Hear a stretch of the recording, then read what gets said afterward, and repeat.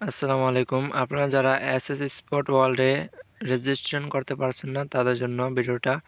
তারা প্রথমে create new অ্যাকাউন্টে ক্লিক করবেন। এখানে ক্লিক করার পরে আপনার এখানে ফার্স্ট নেম দিবেন, যেমন আমি দিচ্ছি এমডি।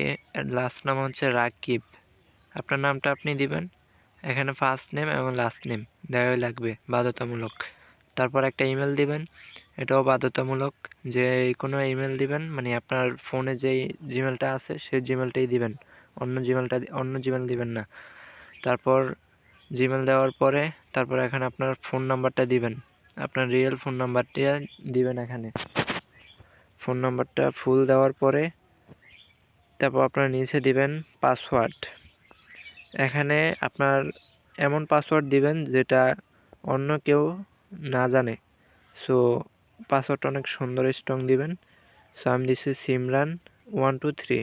আপনি প্রথমে বড় হাতেরও দিতে পারেন, তারপর একটা নাম দিতে পারেন, তারপর সংখ্যা দিয়ে রেজিস্ট্রেশনে ক্লিক করবেন। আমি রেজিস্ট্রেশনে ক্লিক করার পরে আমি এটাতে আরও একবার রেজিস্ট্রেশন করছি, তাই আমার রেজিস্ট্রেশন হবে না এটাতে। তাই আমার এটা অন্য ফোন নাই, এজন্য এটা দিয়েই করছি। সো আপনারা যারা এখানে প্রথমে ঢুকবেন তারা রেজিস্ট্রেশনে ক্লিক করলে আপনার অ্যাকাউন্টটা রেজিস্ট্রেশন হয়ে যাব। সো আমার তো রেজিস্ট্রেশন করা আছে অলরেডি, এজন্য আমি লগইনে ক্লিক করব। লগইনে ক্লিক করার পরে এখানে আমার জিমেলটা দিব।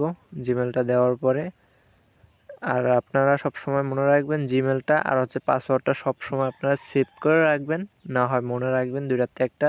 আমি জিমেলটা দিছি, তারপর পাসওয়ার্ডটা দিলাম।